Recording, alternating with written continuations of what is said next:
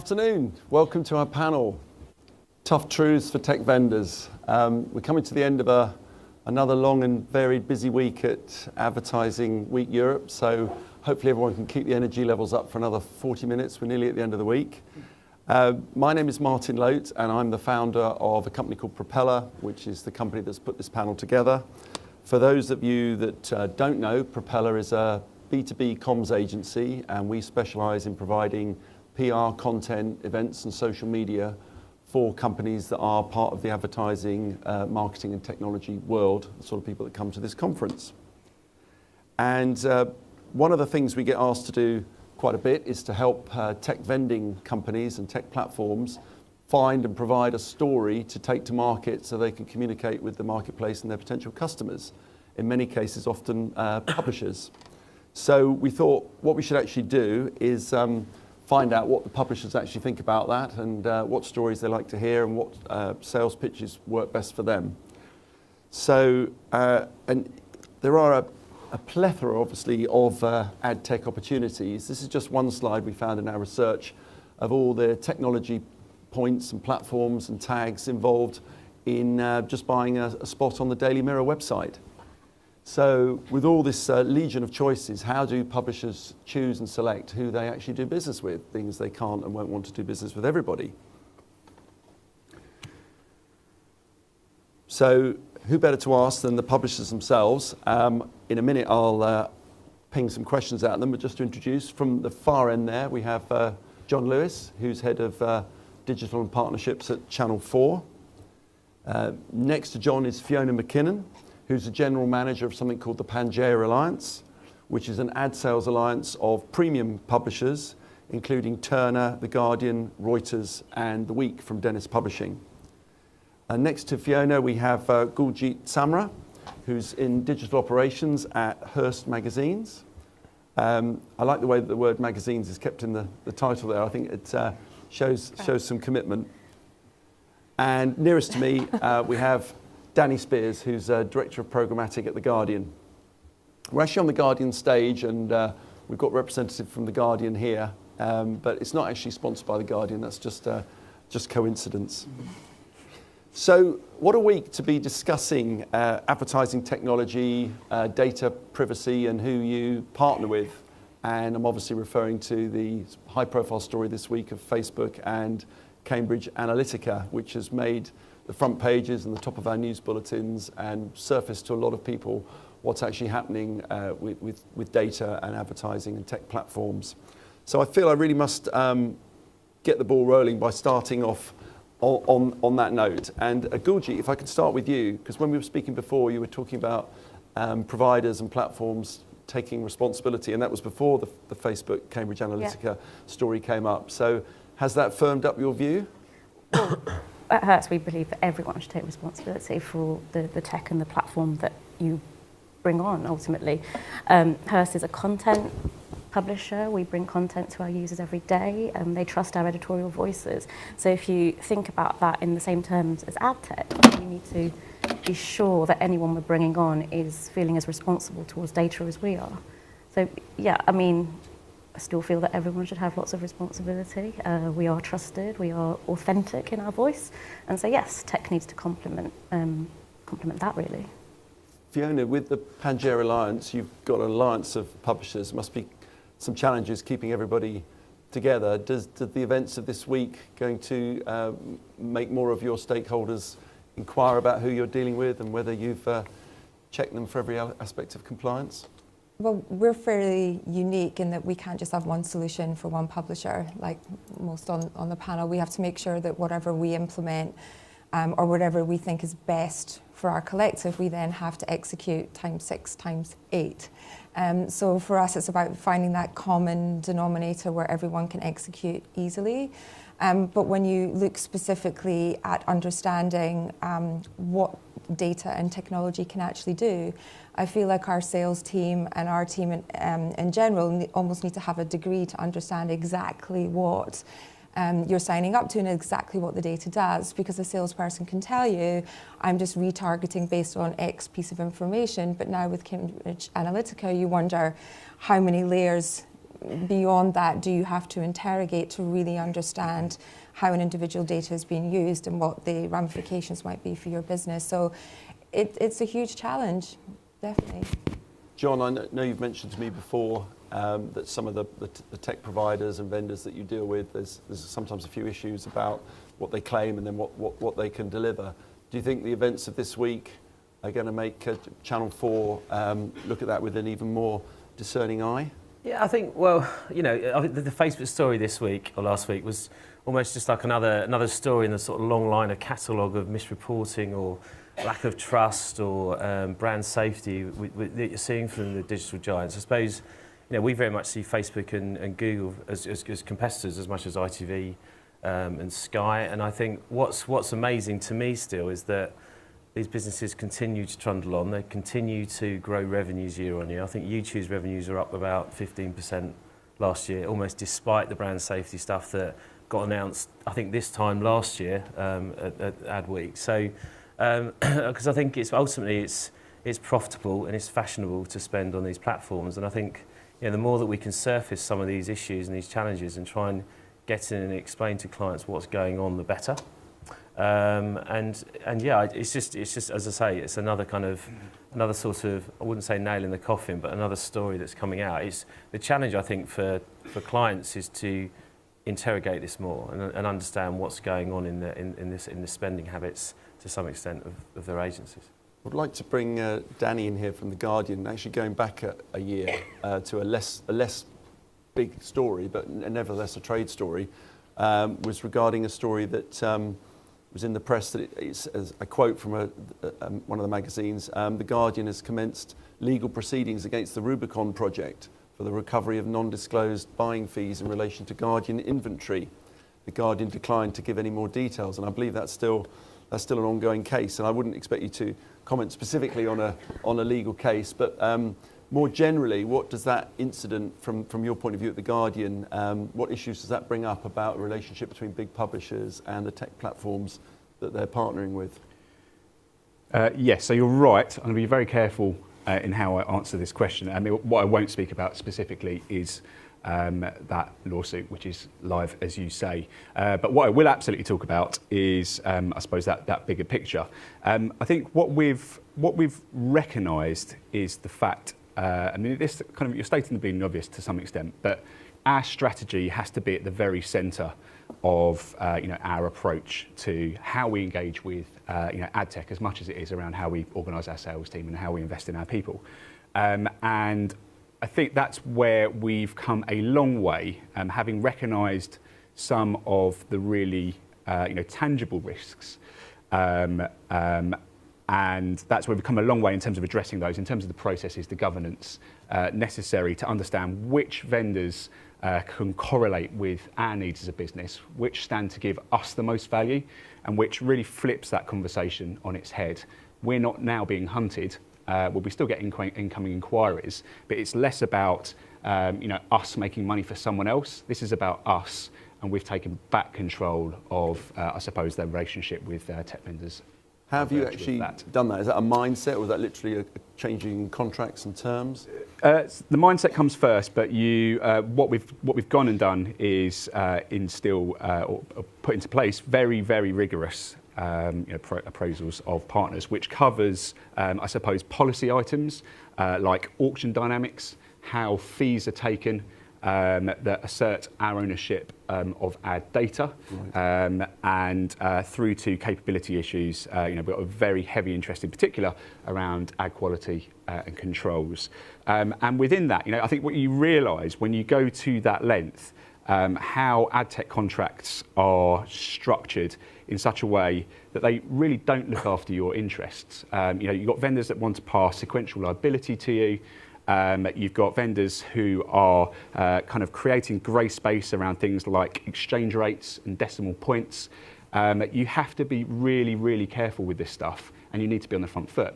The outcome of that process is, well, we choose who we engage with as prospects, and then we use our contract to ensure that we get that relationship captured in terms that work for us, and whilst also making sure that they're responsible to the vendor. And we have a curious instance only this week, a vendor telling me that they have a 0% fee for open marketplace. If there's anything that sets alarm bells ringing, it's the assertion of free. Where you quite obviously do the digging. We've already offered to pay them something more than zero, and it creates this really bizarre, that sort of situation. That's what we need to get rid of. We need to be having honest conversations about the value created, and I suppose the exchange of money in return. Yeah, let's unpack this whole point about kind of over-promising and saying things cost zero and so on. John, I know you've made a few points to me when we've chatted about this in the past about vendors. It's sort of almost like an arms race of promising, and then perhaps question marks about whether they can follow through. Speak to us a little bit about how you sort of test that at Channel 4 and your thoughts around that. I suppose from a kind of broadcast or VOD perspective, a lot of the advertising technology that we're engaging with, or the vendors that we're engaging with, some of this stuff, either hasn't been developed or is fairly new in its sort of kind of development cycle.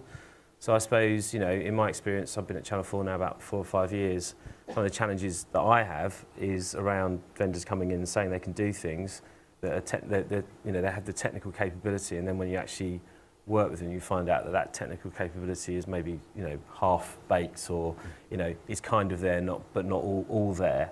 And the kind of rigour that we're under in terms of compliance and Ofcom regulations, in terms of how we deliver advertising and a viewing experience to our customers, our viewers, our users, is really important. So, I think we talked about it before. I mean, the rebasing of expectation, I think, is really, a real key thing here. Kind of, it does feel sometimes like a bit of an arms race. You've got a lot of vendors that are, businesses that are owned, or listed, or, it's all about their kind of relative, price or stock value if they win a contract, right. Which I think sometimes gets in the way of, delivering the best service, really. There's so many points, Yeah, all kind of wrapped up in that, and I don't just think it's an issue when it gets to the sales pitch side of things. I think there was the Silicon Valley issue this week of 700 million being invested in the blood testing technology company, that the tech didn't exist. Yeah. But someone, somewhere, had basically for 700 million along the line. So I think one of the challenges in our tech industry as well is that VCs are falling for this, build it and they will come kind of strategy. And also when people go to work at these companies, they are sold into the dream, and it's actually just a big marketing effort to kind of either get that VC in, or, everyone has to feed their children at the end of the day, but there's a lot in our industry that are doing it through, VC and Silicon Valley money. So do you feel that the approach to you is more about fulfilling their promises to their shareholders than they are to your business? Well, they come to us and it will be, all you have to do is, Yeah. and it will actually be a very big ask for us that all you have to do is, which will, effectively require having dev time and huge operational time and resource to actually make their product work for us. What I would love to see is more support coming ahead of the game, where when people walk through the door, they've thought about my business and how to make it easier for me. Right. But that's very rare. Very rare. Guljeet, we did speak once before. You said that you were particularly impressed by one of the vendors came in and had done some work on understanding your strategy. Yeah. So how important is that to you at Hearst? So important. I mean, that ad tech partner must fit with our commercial objectives and our strategic objectives as well. So we have, invested in editorial resource. We have a brilliant ad product and ad technology team. And the amount of times they must hear, it takes 5 minutes to flick us on. How bad can it be? And 3 weeks later, everyone's trying to figure out where that script goes. That happens quite a lot. And, the project is kind of, it can leave a bit of a bad taste if that happens. And we want it to succeed. We do have a really good partnership at the moment. It's very early days with Ezoic. I think I mentioned them to you, Martin. They've gotten to know our business. They've set clear parameters for success, and there's a testing framework that we're all on board with. So yeah, early days, but working quite well so far. That sounds like more like a partnership approach, and I think for some of these big tech decisions, that's how they should be viewed. It's a rush to sign the contract. and then suddenly you find out that the support's all in the West Coast, and Exactly. it takes 2 days to Yeah. solve. But I mean, it takes months to implement a new piece of technology, so you can't be taking vendor meetings every week and just come for lunch and I'll convince you, because it literally can take months and months and months to implement anything new. And I kind of think it's like, you know, moving house every time you want to move the furniture around. It's a huge upheaval because you're not just implementing one new piece of technology, but you somehow have to align it with your whole stack, your everything from your forecasting, your billing, all the way through to your reporting. So it's not an easy task, and I don't always feel that that's appreciated by vendors when they come to talk to us. To be fair to the vendor side, one thing that we've heard a little bit at Propeller is that there might be a conversation with the commercial side of the business, mostly represented by yourselves, and then the technological side of the business kind of beats at a different rhythm or sets different parameters. Is that a fair comment, Danny? So, I mean, I'd agree with everything that's been said. But I think there's kind of an interesting sort of point around this as well. I'll just add, we buy and sell, and we'd assert that's kind of underpins our unique position in the market by understanding the entire supply chain. One of the things that we've done, as well as auditing our supply side vendors, we've done that for our buy side as well. And we're having the same conversations from 2 different angles around the same vendors. And generally, generally we're having sensible conversations, but there's instances, I call out be real time. So they've come into the office and they've claimed to the team who buy and sell that they work with us directly, thinking they're talking to a buy side only. And they've also gone to claim that they work with some of our peers directly. Well, we know everyone, so we get on the phone, check out, no one's working with them. It looks negligent. Yeah. And I can't say whether they're lying, whether it's just negligence, they haven't done their homework, but it creates a ridiculous scenario. And it's on that basis that I'd actually say there's 2 wider issues. One is the division of knowledge within companies. So I know that the mechanisms around how pricing is set in these organisations often sits with a very few people at the top of the organisation. Indeed, there's businesses where the general manager in the UK doesn't actually know what is happening. And then there's a situation beyond that which kind of talks to a wider situation around culture. And I think businesses being able to, I suppose, set their values, which, of course, don't go as far as defining what you can do and what you can't do in every instance, but become that reference point for how you conduct yourselves. I think is really, really important, and it doesn't always exist in these organisations, which creates this kind of this tendency to stray, which is becoming more and more obvious from a publisher perspective. Is this something to do with perhaps the fact it might be non-UK based, perhaps Silicon Valley, VC backed, with a small London or UK or European outpost that doing their own thing a little bit or desperate to meet a target? I think so. I think there's an element of just informational asymmetry. Right. Some of this, some of the logic is being held back from the people on the ground, right. And which actually puts them in quite a predicament. They're being put into conversations by those businesses, and being exposed, quite frankly. All right. In defence of ad tech vendors, it's hard working with publishers and media owners. We've all got our own internal challenges. We all take a huge amount of time doing our due diligence on who we work with. So it isn't easy being an ad tech provider in the current market, and that's where it's really important to understand the business that the ad tech vendor is working with. So going back to the commercial. One of the truths seem to be really do your homework on the business that you're talking to, and not one size fits all, which is a common sales message, I would think. I don't think it would be Ad Week Europe 2018 without referencing GDPR, which is only a couple of months away. And the e-privacy directive, which is going on as well.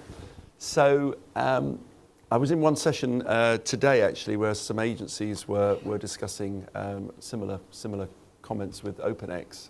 And one of the panelists just said they'd received 2 contracts from clients that effectively said in legal speak, we don't understand GDPR, but if anything happens, it's your fault.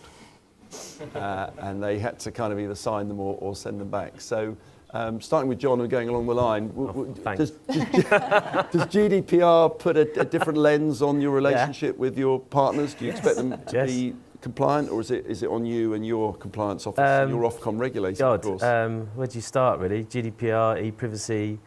It's a significant challenge, I think, for everyone's business in this space at the moment.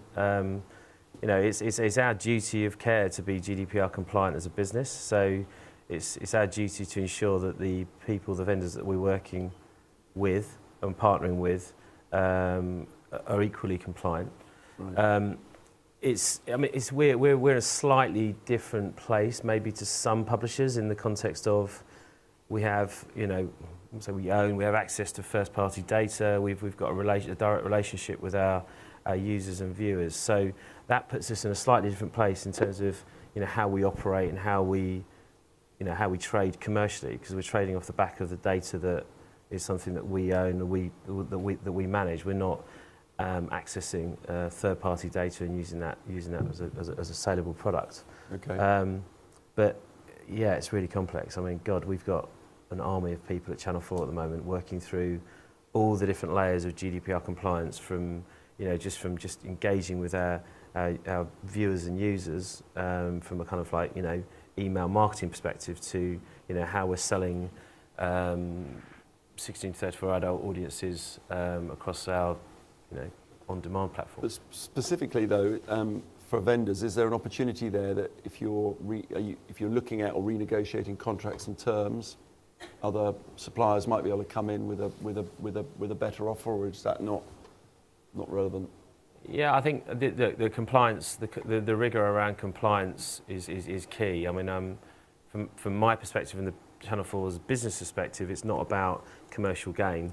GDPR is about being compliant, right, and ensuring that you have the belts and braces in place, right, for the 26th or 27th of May, whenever it comes into force. Fiona, does GDPR loom? So I leave that to the very clever lawyers, because at the end of the day, this is a very complex situation, and I get asked all the time from people, what are you doing about GDPR? And I'm like, it would be wise if I don't have anything to do with that, and I leave it to the legal teams that are much more informed than we are. But well, we can only ever, as we're not actually a publisher, we're not directly down on any of those pages. We kind of represent that layer above. So you're off the hook. So you've well, got our a good compliancy is that everyone needs to be compliant, and so that we will help as an alliance make sure that we're all aligned with that. But taking a slightly different slant on the view of GDPR is that we've looked at and said, what does it mean to the threat to our business as a data and media collective if we can't target users in the same way? Yeah. So we are actually releasing content targeting and more kind of focus on content and context this year, just to have a little bit of that safety net, because we don't know what will happen in terms of user targeting and how our strategy and tactics might change. So we've seen that might come down the line and are focusing on content and context as a result. Guljeet, you've got many brands within Hearst. Do you have a strategy to recreate or gather fresh opt-in data in time for GDPR, and are using third parties to do that? And how do you assess their efficacy for that? Well, at the moment, we're just putting the fixes, I think. At the moment, similarly to Fiona, we've got very clever people in the building who are working through what they need to work through to make sure that all our brands meet the GDPR guidelines come May. When you're asking about first-party data collection, and that's very much TBC at the moment as well. Okay. I think we do have to, we've got a big job on our hands to fix what's currently in place. Yeah, oh no, they're on it. From your earlier comments, Danny, sounds like you're all over this, got it all sorted.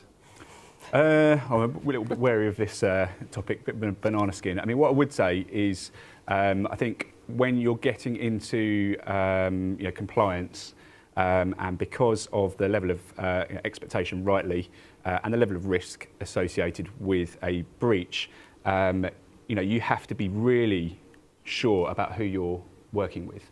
If you consider the fact that our market is a supply chain, or if you agree with it being a supply chain, and a chain being made up of links, you're only as strong as your weakest link. So I think, again, you want to be really clear as to who you're working with and ensure that they're in a good position to, I suppose, align with, our obligation in this instance as a publisher, which we absolutely have to take very seriously. Yeah, okay. I'm going to see if there's any, in a minute, see if there's any questions in the audience. So start thinking up your questions if you have one. Just a quick question from our side of the business at Propeller. As I mentioned, we're involved in helping companies build their reputation, tell their story. Be interested to know from the panel where you get your information from about the people that you deal with, and to what extent their kind of industry reputation has a bearing on it, or whether it's just down to the one-to-one relationship that you build, notwithstanding that. So maybe I could start with Fiona on that one. Again, slightly unique position being an alliance. I 100% rely on the other members of our group, and I feel like that's one of the benefits of... You're very influential. Thanks. I think it's one of the benefits of bringing brands together, and of course the media collaboration, able to bring in revenue for our publishers is important, but there's an opportunity for us, and I admit even more so than we do today, to be a kind of test bed for different technology, to understand what's worked for publishers with similar business objectives and business models, and to really be able to kind of pull together that kind of circle of trust as to who we should and shouldn't be talking to. So I 100% take on board peers. I also am a little bit Miss Marple. I like to check out who's behind the companies that we're talking to. I feel I've been in the industry long enough to understand good, bad and ugly, no names. And so I also look at who's supporting them, who's backing them, who's the technology mind that's driving it. But more than anything, I look to the peers. Okay. John, where do you get your info from before assessing a potential partner? Yeah, so it's difficult, right? So again, talking about the point at the beginning that a lot of the technology or the vendors that we're dealing with for some of the areas of our business, this technology either doesn't exist or is in its kind of early stages of development. So you obviously talk to the market, you talk to your competitors. I think we've got a good dialogue amongst ourselves, ITV, and to some extent Sky, in terms of who's out there, who's best in class. Share info. Or we're engaged on making sure that we got the best product possible and that it works ultimately. But you still get it wrong. These are complex technologies that are being developed and built, particularly when I talk about, everyone's talking about addressable linear, but I mean, that's the buzzword at the moment for our business and my market at the moment. And there's a number of different addressable linear solutions that are out there in the market. Being able to assess and work out which of those solutions are going to work, are going to deliver for you, are going to be compliant, are going to tick all those boxes. So this is addressable advertising in a linear rather than a VOD. Yeah. So that's a really good example of brand new technology that really, AdSmart, outside of AdSmart, there's not any other technology that exists currently in the UK. Can I ask a question off-piste, Martin? And it's whether you would ever consider building something like that yourself, where you say you're always first to market, you're looking for that. Is there any desire within a big business like Channel 4 to build tech? Yes, a really good question. That's a strategic question. Went off-piste. And I think, and this is something actually sort of leans into one of the other things that we talked about, which was around king making, which is the other challenge, right? So that is absolutely on the radar, I think, at Channel 4 and some of our competitors is, should we be doing some of this maybe ourselves? Because what happens is, because you start boiling down and you only get a few tried and tested and almost approved vendors, before you know it, those vendors are working for everyone in the market, right. and therefore then sometimes the dynamic can change in relationship to them with as that they vendor. become in the market. So it's definitely something. Okay. That's Conscious of time, there's only 10 minutes left. So has anyone in the audience got a question you'd like to put to our panel? Now's your chance to find out how to present ad tech to. There's some hands waving in the distance there. Please say who you are, where you're from, what you're selling. Good afternoon. Steve Doyle from InSkin Media. We're an ad tech vendor.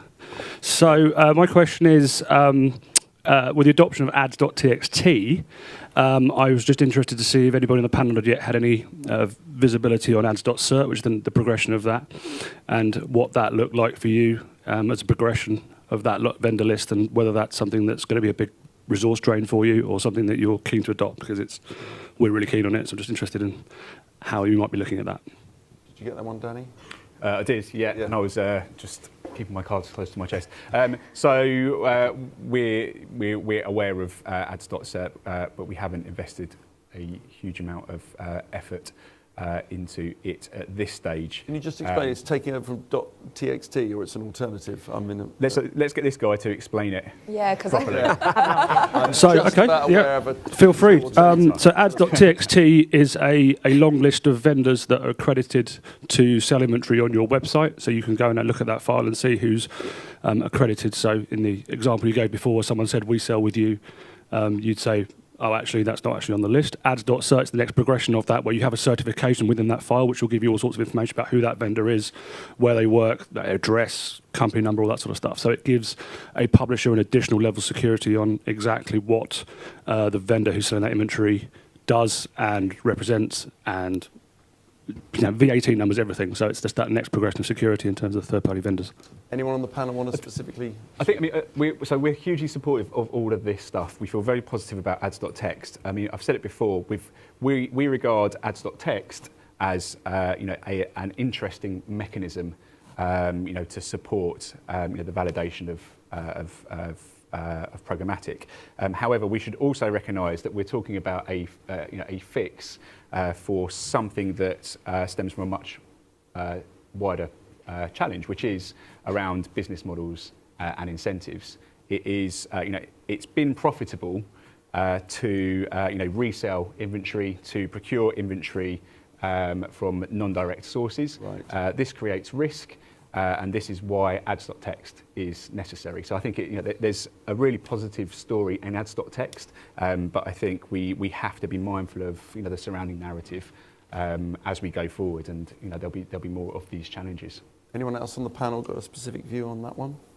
Because we didn't really address what Danny said. we didn't really address too much about the sort of dark arts of reselling inventory.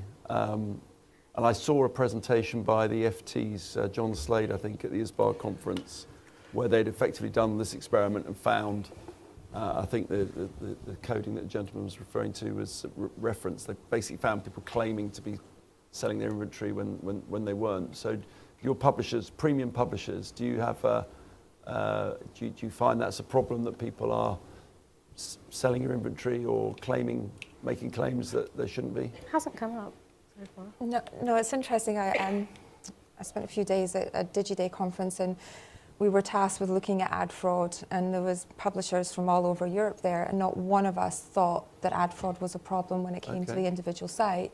Where it's a problem is when you are buying and you don't know the end destination. So I find it interesting sometimes that the publishers are constantly being asked to solve these issues, when actually it starts where the money starts. And if you don't take that accountability and responsibility as to where you're spending your budget, and also building those relationships directly, then you have to take a bit of responsibility if some of that goes on by the wayside. Okay. Any further questions out there? I'll just add to that. I think there's the non-human traffic item. So we have a non-human traffic score less than 1%, 0.5. Oh, yeah. We use integral ad science, and we feel very confident. It's worth pointing out that there's browsers and crawlers that create non-human traffic. It's not necessarily fraudulent, but of course it's not of value to the advertiser. But based upon where we're at, we feel confident about the product that we're putting out to the market in aggregation. However, if we go upstream to Fiona's point, there'll be buyers that tell me that they're buying 6% theguardian.com non-human traffic. So therein lies the disconnect, right? And this is why reselling and the horizontal integrations, channel partners, this is why there is an issue with that activity. Okay. It's a laundrette of inventory. Because we're not regulated, there's also an issue in discrepancy between the multiple technologies that we're all using on all the different sides. If there was just one way or methodology of counting whatever it is that we are along the way, then think discrepancies, which we all spend a huge amount of time and resource to challenging the differences that are trying to align all the different pieces of technology, then that's a big factor as well. So regulation plays a part in that too. I find it funny on the non-human traffic and the idea of the bots, because you go to other conferences and it says that robots are taking over. So if robots are taking over, maybe we do want to advertise to bots, because then you can convince them to buy your products and things. But there was a question down the front. Yeah. I'll wait for the microphone. Oh, sorry, yeah, it's coming down there. Sorry, Tim Norris from M Particle. I'm interested, obviously, this is the MarTech track. We've talked a hell of a lot about ad tech. But everyone would have us know that the ad tech and MarTech worlds are colliding pretty hard and fast. And we start to see a lot of the practices around known consumers infiltrating the way that we advertise and monetize unknown customers. I think it's different for you, John, because you know your audience so well with the registration wall. But does that influence the way that we procure software as well? Are you seeing the IT team now come in and help you to procure traditionally ad tech software and tools that were perhaps once licensed on a very short-term basis, CPM-driven, looking at the per unit cost? Are you making smarter decisions inside your organisations to purchase those systems? I'm happy to have a run. You have a at crack, that but I think John's going Yeah. to have a crack too. But I was going to say, I hope we're making smart right. decisions. I'm very sure we are. But on that, we have got, I think there's more of a skill set gap where it comes to sort of procuring MarTech and the right tech to solve the challenges that you have internally to solve processes or billing issues that we've been talking about, and integration of wider tech partners. So what you'll see is teams who are already in the business who had the right kind of skill set and the right aptitude to look at these kinds of tools. It might not necessarily be their natural sort of fallback point and be able to bring on those new partners, but they'll get sort of extended into being able to deliver those. And usually, they've got the right mindset, so they will go at it. We've got an absolutely, stuck up to my own teams, but a great yield and BI team who are about to do a massive systems rollout internally. And it's going to be a challenge, but they're already thinking the right way about how you engage with stakeholders, how you sell it into the leadership, and how you sort of roll it out to solve future business problems as well as the current ones. So, yeah, it's going to be an interesting year. anyone else want to take that? Danny, good point. There's a really interesting sort of point around, I suppose, where commercial, start and stop, and where procurement do the same.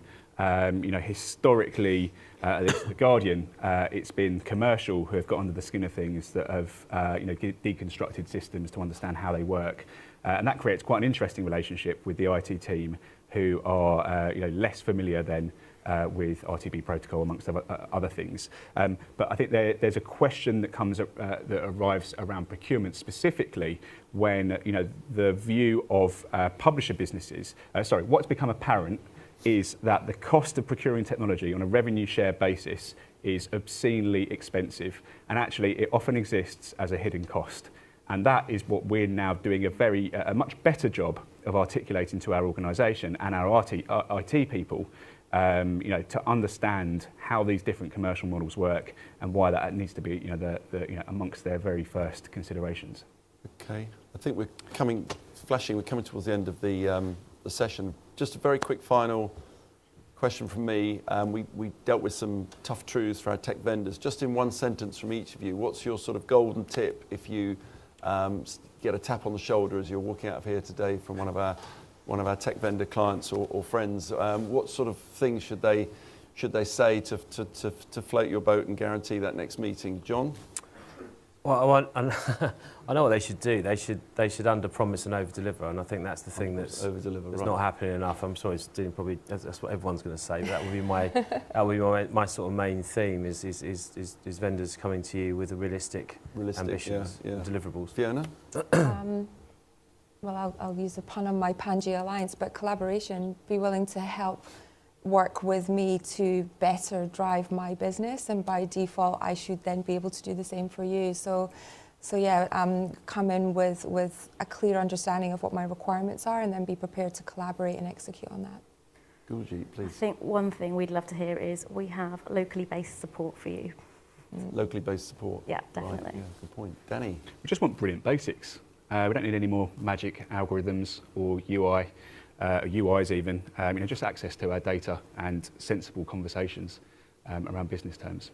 Great. Well, useful tips. I think we've come to the end now, so please join me in thanking our panel, John, Fiona, Guljeet and Danny. Thank you very much.